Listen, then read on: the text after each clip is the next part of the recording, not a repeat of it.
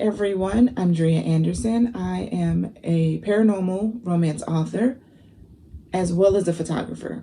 And I have found that those two things work really well together, especially when we're talking about marketing. As an indie published author, a lot of the tasks that are required for publishing a book and putting it out there, I have to do those myself. And especially with regards to marketing. As a photographer, I tend to lean on images when it comes to my marketing, right? I feel like a really good picture can help bring audiences to your page. And with that in mind, I thought I could do a few tutorials to show you guys how to find images around the web, how to personalize them so that they're exclusive to you, and yeah. So I'm going to mostly be working in Photoshop. I do have a couple of things that I do in Canva. I'll label those accordingly. So if you don't have Photoshop, this might not be as helpful for you, but if you do, stick around and I hope to give you guys some great tips. Let's get started. Okay, everyone, let's get started. For the very first tutorial, I want to show you guys how to take images that already have a book or an e-reader or iPad or some type of tablet and personalize it to use for your own images. The place that I went to get the images for today's tutorial is Pexels.com. They're an awesome website. They have a bunch of free images that you can use, like book covers and marketing. And for these purposes, I have my own page on the site where I post images that I've taken in the past for others to use for free. So we're going to pick a couple of images and then we're going to move on to Photoshop so I can show you guys how to make it your own. So I have everything open that I need. This is the image that I downloaded. The first thing we are going to do in this image, we're going to make a copy. I always do. I'm always paranoid that I might do something permanent to the background picture. But anyways, the first thing we want to do is we're going to draw a square. You're going to go to your rectangle tool. Choose a rectangle. This rectangle doesn't have to be any specific size for this to work. You can pick a size here, but I'm just going to draw a square, or a rectangle rather, that looks like a book cover. That's what I'm going to do. Once I've done that, I'm going to go over here onto my layer. I'm going to right click and I'm going to convert it into a smart object. You'll want to do this step and I will show you why. It is the most important step for you. Next, I'm going to change the opacity. I'm going to lower it because it makes everything else that I have to do easier. As you can see the iPad in the back. That's where we want our square to be. So we're going to go over to Edit. We're going to go to Transform and then Distort. What we want to do is fit this square or this rectangle into the screen of your iPad. You're going to take your corner and you're going to line it up directly with the corner of that iPad. This is generally easy to do with this type of iPad because it's the older model and it has the sharp corners, right? So that's easy peasy to match. Sharp rectangle up with the sharp corners of the screen. But let's get that moving. And this is also where the opacity makes a difference too, right? Because if this was fully blue, it would make it a little harder to line up where you want it to. I tend to do a little bit, I guess I don't have to be picky, but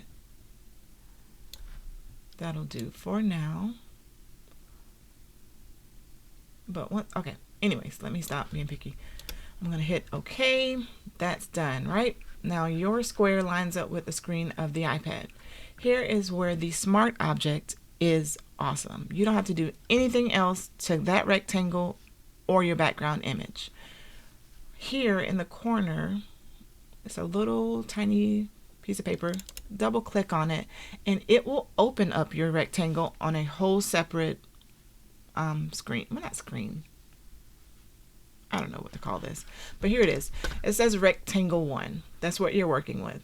So then you're going to take your book cover. I have 2 of them open here. I'm going to make sure I'm on the move tool. I'm going to take it down, and I'm just going to slide my cover right onto that square. I keep calling it a square. It's a rectangle. Y'all know what I'm talking about. Anyways, so I'm going to then resize my book cover into the square that I have. Hit OK. I'm going to close the rectangle tab. It's going to ask me if I want to save. Yes, I do. Click yes. And then I'm going to go back to the image. Look at it. Right on that screen as though it belonged there. I'm going to bump my opacity right back up. And there you have it. Super duper easy.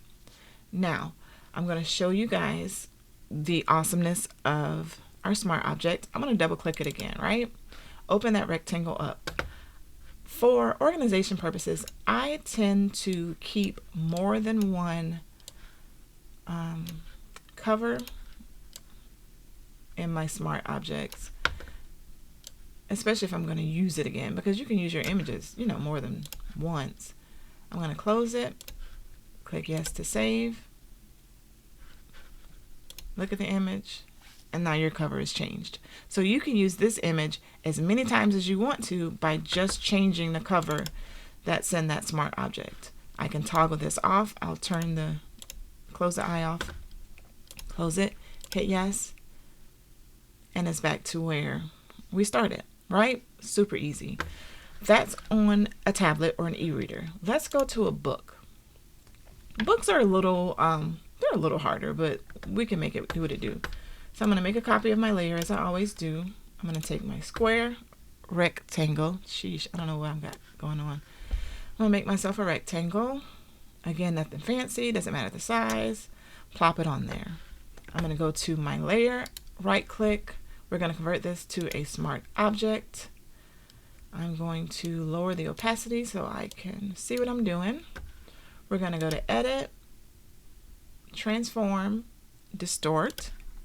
And then we're going to take those corners and we're going to match them as much as possible. All right. Now this can work on, it'll work on any book. I'm going to tell you guys, it'll work on any book, any size book. You just have to distort it. What I have done sometimes, if the book doesn't particularly match what I want to do, I sometimes will make my rectangle a little bigger than the book, right? And then I go here. I don't know what that tool is called, y'all. It's like a warp. Anyways, I go here and sometimes I'll pull down just a little bit so it looks like it's a paperback and it looks like it's bent just a little bit. You know how the pages curl on the end? You can add that all here in the distort tool. So that makes it look a little more realistic, right? Like your book is used. So I'm done with that. As you can see, I'm not. Them white corners. I ain't got time for that.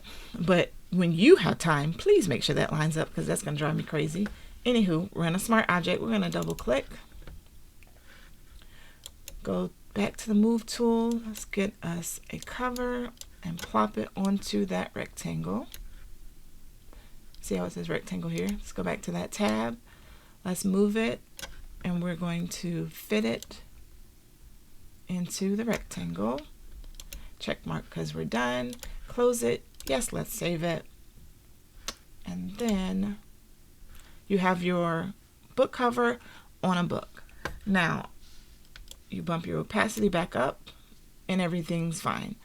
Again, please fix it better than I have done. So I just need you to see that it can be done.